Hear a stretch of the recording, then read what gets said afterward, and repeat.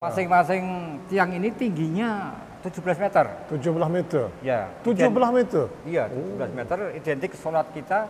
Alhamdulillah dah yang begitu tu. Dia besar tengok dah meluk. Meluk orang dalam 2 orang, 3 orang dah bangun dia. Raden Fatah ialah satu anak raja di Palembang dia. Mari jadi anak murid Sunan Ampel ataupun Wali Songo Sunan Ampel, dan dia boleh isteri dengan puteri anak Sunan Ampel tu dah. Dia lah satu yang membangun Islam di sini dah, ialah meruntuhkan kerajaan Majapahit dah. Majapahit yang Hindu terakhir, dan bangunkan Islam di Demak dah. Dia lah membinakan sebuah masjid di sini, ialah Masjid Demak. Di sini pun ramai juga orang-orang mari ziarah. Supaya dengan tempat lain-lain dah. Kita nak pergi masuk tengok Masjid Demak, dan nak pergi tengok ziarah makam Raden Fatah. Turut tenebel dah. Kita tengok ada apa dalam. Kita mari masuk masjid, kita pergi semaya sudah dulu dah. Lepas tu kita ziarah makam dengan museum dah. Kita tengok hubungi bahasa ada bagai-bagai campa di sini dah. Hubungi di Jawa dengan campa. Campa ni trip dak pe pula dah. Dia ni dibangun oleh Sunan Kalijaga dah. Alhamdulillah dah yang begitu tu. Dia besar tengok dah meluk. Meluk orang dalam 2 orang, 3 orang dah bangun dia tengah ni dah Pak Utong, ialah ni bangun daripada Sunan Kalijaga. Dia yang kedua ni besar juga dah, sama besar dah. Bangun daripada Sunan Ampel dah.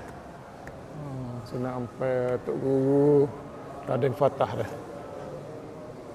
Yang tiga, dia ni bangun daripada Sunan Gunung Jati dah.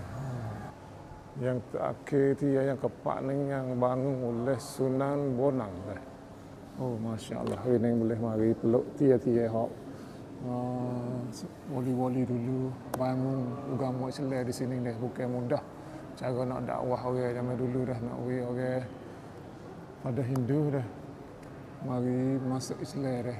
Jadi raja terakhir Majapahit tu berutuh sini dengan agama Hindu, bangun kerajaan Demak pula dah. Raden Fatah tu jadi sultan di sini dah. Okey. Bismillahirrahmanirrahim. Ini adalah maket dah. Masjid Agung Demak yang dibuat oleh Sunan Kalijaga. Jadi Sunan Kalijaga dapat perintah dari Raden Fatah untuk membuat masjid. Maka beliau membuat replika contoh masjid yang akan dibangun. Raden Fatah tu dia raja ke masa itu? Sultan. Beliau waktu itu Sultan. Sultan Demak. Sultan Demak. Yang Islam pertama. Ya. Ada di Sunan Kalijaga orang bangun masjid ni. Ya, yang diperintahkan Sunan Kalijaga, yang secara arsiteknya yang membuat adalah Sunan Kalijaga. Nah, dari tahun 18. Ya, ini maket ini dibuat sebelumnya sudah ada sebelum tahun ini. Secara bahannya adalah sesungguhnya awalnya adalah kayu semuanya. Awalnya. Baik lantai, dinding maupun atap adalah semua. Kayu dari kayu jati. Kayu jati semua. Kayu jati itu maksudnya mungkin kalimat dari jatinya diri. Jatinya diri. Sejatinya diri. Masya Allah. Kemudian para masyarakat, tokoh agama, pemerintahan pada menyumbang kayu itu. Di antaranya adalah para wali atau para sunan yang menyumbang tiang atau soko guru penyangga masjid utama. Yaitu ada 4 tiang nih. Ya, ini 4 ini. Ini tiang yang lama. Ya, ini Surabaya, dari Surabaya Sunan Ampel, Sunan Bonang, Sunan Gunung Jati, dan Sunan Kalijaga. Di dalam itu hak baru. Yang di bawah itu sudah rusak. Ini kondisinya rusak. Dirusak, ditaruh sini. Kemudian yang tingkat 2 dan 3 masuk tuh. Masuk hubung. Iya. Kemudian untuk para pekerjanya, ini tukang-tukang, ada yang istimewa, tukangnya adalah orang-orang Tionghoa yang biasanya membuat kapal di Semarang, pelabuhan Semarang. Nah, tukang-tukang Tionghoa itu biasanya kalau membuat kapal kan kena badai, kena ombak, gagal pecah. Kalau masjid ini pun harapannya seperti itu. Ada kata kena gempar, ada goyangan, ada apa, nggak akan rusak. Gitu. Nah, ini 4 tiang itu, 4 tiang itu ada dah. yang istimewa. Tiang ini adalah pemberian Sunan Kalijaga. Sunan Kalijaga. Masing-masing tiang ini tingginya 17 meter. 17 meter. Ya. 17 meter. Iya, 17 meter. Identik sholat kita 1 hari 1 malam 17 rakaat. Yang diberikan Sunan Kalijaga ini tingginya hanya 11. Untuk sama-sama mencapai 17 maka disambung ya. Disusun disambung dengan tatal. Nah, tatalnya ini bentuknya. Nah, tatal ini disusun kayu tatal. Tiang Ya. tatal. Jadi kekurangannya 6 itu disusun dimasuk. Ya, mengambil dari sisa-sisa kayu-kayu yang sudah tak terpakai. Ini adalah gentong kong.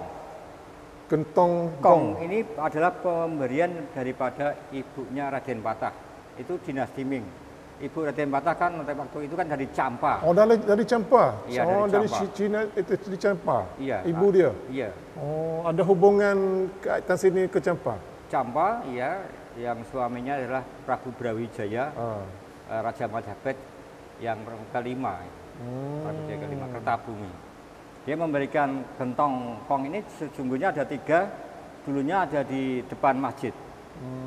Itu ada tulisan Jawa kuno tahun 1344. Itu yang di atas ada tulisan Jawa. Itu maksudnya adalah singkelan. Singkelan adalah tahun 1344. Kemudian yang di bawah tulisan Jawa juga. Itu kalau orang-orang Jawa mengatakan tulisan Honocoroko gitu ya. Tulisan. Itu banyu suci pigunani ing wong. Air yang suci berguna untuk manusia. Ya. Kemudian ini adalah kentongan. Ini kentongan kuda ciptaan Sunan Kalijaga dengan beduk. Itu yang sebelah sana adalah ciptaan Sunan Kalijaga. Kentongan kuda ini maksudnya gini. Sebelum adzan dipukul tung, ya tung gitu. Kentongan bunyinya kan dipukul tung, maksudnya masih kosong gitu. Itu masih kosong. Cepat larinya seperti kuda untuk menuju tempat ibadah. Kalau beduk itu dipukul deng. Sedang masih cukup. Ya. Itu cara filosofnya seperti itu.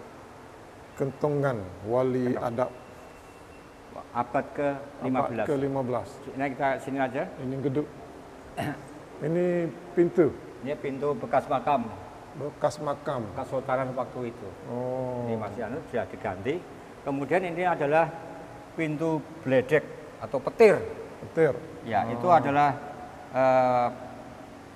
letaknya di masjid. Yang ini adalah yang asli, yang di sana ada duplikatnya. Karena mengalami rusak dan keropos. Ini pintu masjid. Iya. Masjid dulu Demak nih. Iya. Ini apa nih? Ini kepala naga. Maksudnya kepala gini, naga. ada cerita mitos masyarakat bahwa Ki Ageng Selo itu menangkap petir. Baru kepalanya lepas, tapi sesungguhnya adalah Condro Sengkolo. Artinya tahun Nogo Mulat Sarirawani itu artinya adalah tahun 1466. Di mana masjid itu dibangun. Kalau secara mitos, filosof bahwa gambar adalah mahkota kepala negara atau pimpinan dan naga dan itu adalah pot bunga. Seorang pemimpin jangan keras seperti naga wataknya. Jadi seharusnya mesiarkan atau memimpin dengan bunga-bunga itu adalah yang keindahan. Kemudian pot itu adalah gambaran tanaman. Kalau di pot atau bunga atau itu selalu dikasih pupuk agar berbunga, kasih tanaman gitu. Metal ini percayaan belum Islam ke menaga makara nih? Ya, jadi ini kalau di cara akhirnya adalah perpaduan antara Islam dengan Tiongkok. Ya. Tapi boleh Islam pun masih ada naga-naga makara. Ya, naga. Sampai sekarang pun ada naga-naga. Ada, naga itu gambaran adalah petir itu. Kalau secara mitos cerita rakyat gitu. Ini yang letaknya ada di dalam masjid. Nah tadi yang disebut adalah Soko Tatal itu, kemudian antara ini adalah gambar Kencono yang letaknya di dalam masjid tempat khotib atau tempat khutbah. Kemudian ini adalah serambi masjid. Oh, serambi. Ya, serambi masjid dengan masjid itu kalau orang mengira adalah tua masjid, tapi sesungguhnya tidak. Jadi serambi masjid ini adalah pemberian daripada Ayahanda Raden Patah, Prabu Kertabumi Brawijaya kelima. Itu sudah ada, tapi masjid itu kan belum ada. Oh, ini sudah ada. Ya, kerajaan Majapahit kan sudah ada, tapi Demak belum ada. Belum ada. Secara fisik bangunan otomatis paling tua ini. Ini kayunya sampai sekarang belum pernah diganti. Kerasnya luar biasa seperti batu. Nanti bisa dilihat di masjid. Ada di masjid. Jadi secara ukuran ini lebih tua. Lebih tua daripada masjidnya. Oh. Jadi masjid ini sudah berdiri, bentuknya ini duluan adalah kayu semua, belum ada serambinya. Kemudian dapat pemberian dari ayahandanya waktu jadi sultan, tidak digunakan untuk istana beliau, kesultanan beliau, tapi digunakan untuk serambi. Bahkan singgasana raja, sultan, raja untuk sultan dari Majapahit tidak digunakan untuk singgasana beliau sebagai sultan. Digunakan untuk mimbar khotib. Artinya beliau Raden Patah adalah kesederhanaan. Makanya kalau ditanya Demak tuh keratonnya mana, kerajaannya mana, Mbak kalau ketemu beliau adalah mencontoh baginda Rasul, hanya rumah biasa. Baginda Rasul mana istana, beliau adalah seorang khalifah yang dunia bahkan, tapi tidak memiliki istana, hanya rumah biasa. Bahkan makamnya, makbaronya, beliau tidak mau dibuatkan rumah cungkup seperti anaknya, terbuka, tawaduk dengan gurunya. Gurunya beliau adalah Sunan Ampel. Beliau juga sebagai sunan, tapi jarang-jarang orang yang tahu bahwa beliau adalah seorang sunan. Tahunya beliau adalah sultan. Sesungguhnya beliau adalah Sunan Demak. Sunan Demak. Menggantikan Jumabtul Wafat, kemudian beliau menjadi sunan periode keempat, kemudian beliau wafat yang menggantikan beliau adalah Sunan Muria. Sunan Muria. Nah, jadi yang dikenal masyarakat pada saat ini adalah periode yang kelima itu. Terobsesi dengan lukisan-lukisan itu bukan wajah sesungguhnya, tapi ilusi seorang pelukis yang kira-kira seperti itu wajahnya. Jadi kadangkala salah tafsir. Nah, ini juga ada simbol bulus secara filosof. Kalau bahasa Jawa nak mlebu sing halus, kita masuk masjid adalah yang halus. Bulus itu kura-kura atau penyu. Ini adalah tahun peletaan batu pertama, di mana kepalanya 1, kakinya 4, badannya 0, ekornya 1, jadi 1, 4. Kalau 1 di peletaan batu pertama masjid itu dibangun. Ini tempat pengimaman tadi, ini yang sebelah sini kan itu khotibnya. Mungkin ada yang ditanyakan lagi. Ini keturunan Rasulullah. Ini langsung kalau diceritakan terlalu panjang, langsung di apa? Panjangan cerita aja, diambil gambarnya. Ini binaan lama dulu. Ini adalah yang baru biasa kita pakai nih. Kalau secara ini. Oh, ini. Iya, lebarnya. Ya. Ada pintunya. Ini ada maksudnya juga. Tingkat 3 Sunan Kalijaga membuat ini ada makna. Ada maknanya. Ada tingkat. Ini ada 3 tingkat secara piramid, susun 3. Iman, Islam, Iman.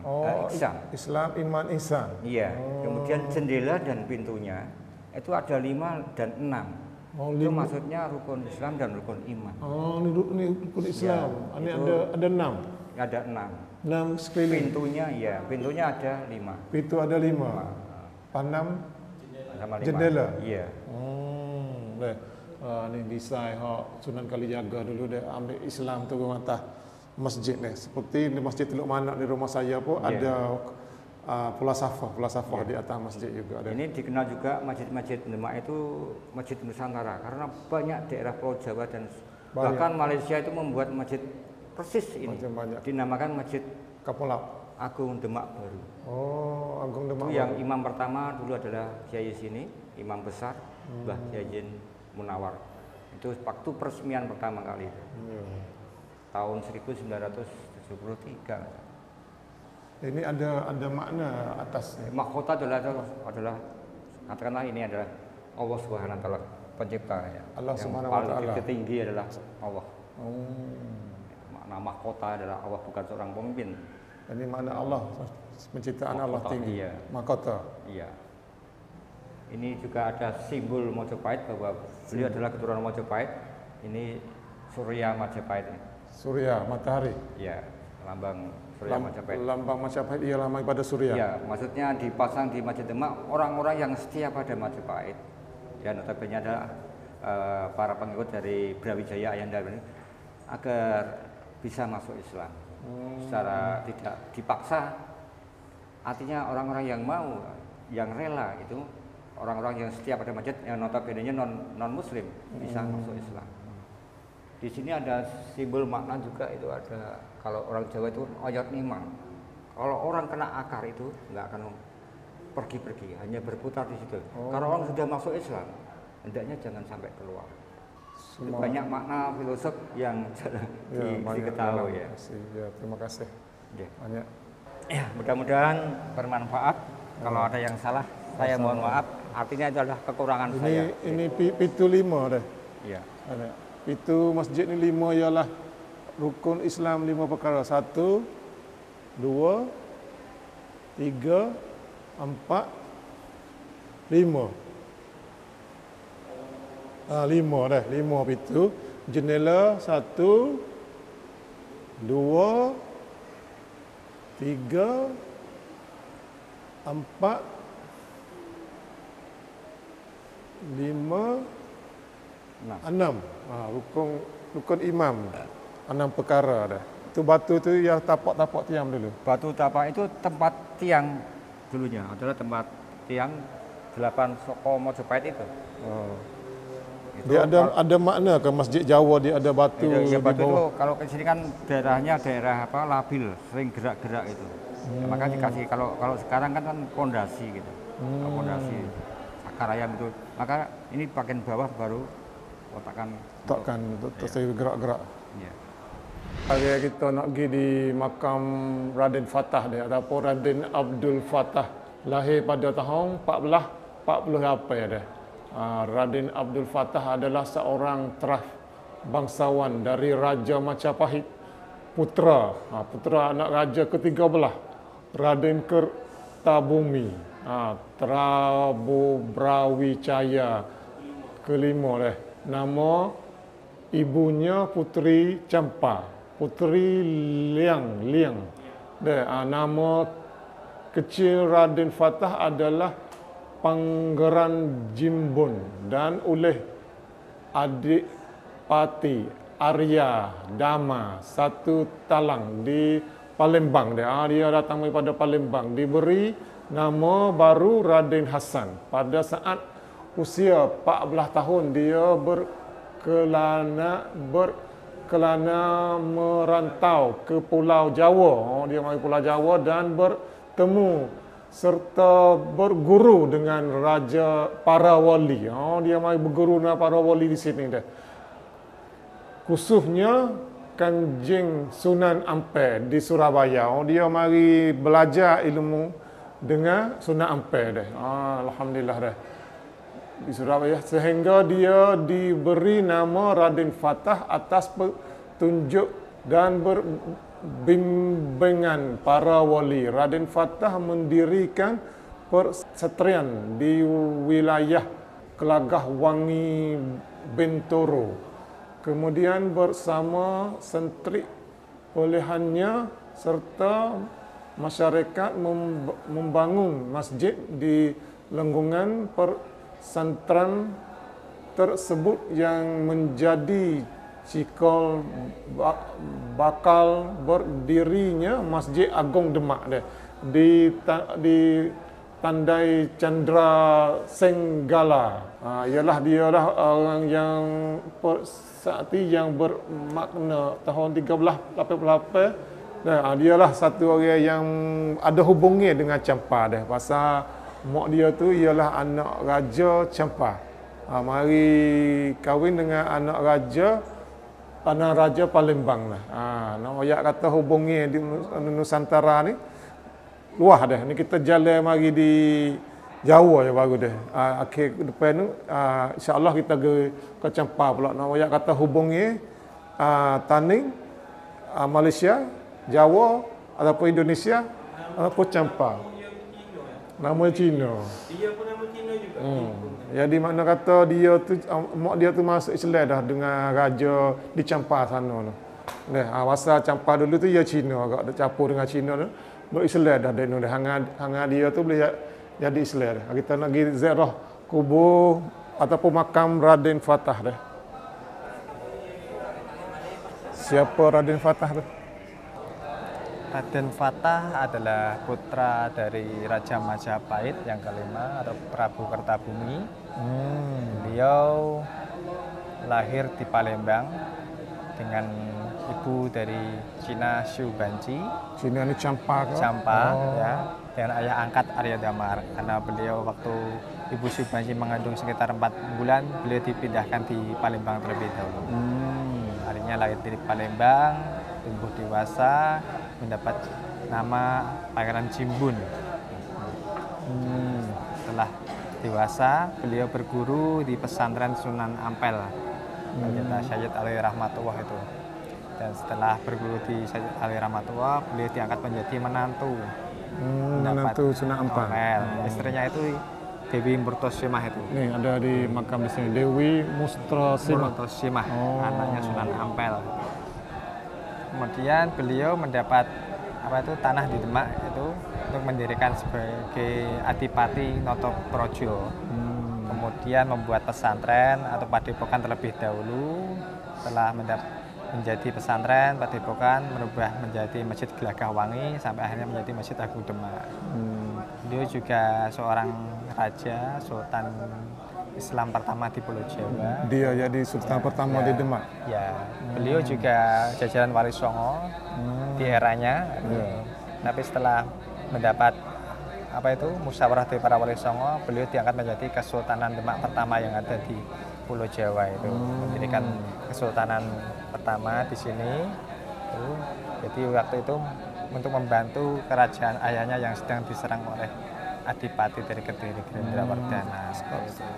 Itu kerajaan ayah dia masa itu Majapahit. Islam. Ayah dia semasa itu sudah Islam? Belum.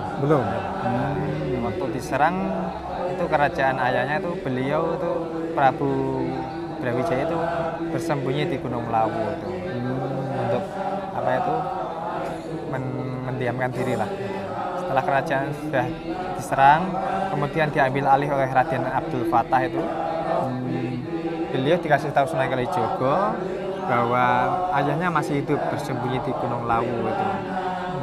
Akhirnya didatangi sama Raden Fatah dan Sunan Kalijogo, ayahnya Prabu Brawijaya diislamkan oleh Sunan Kalijogo dengan mendapat jimat kalimat syahadat atau kalimat syahadat asyhadu alla ilaha illallah wa asyhadu anna muhammadar rasulullah. Nah, itu saja. Terima kasih.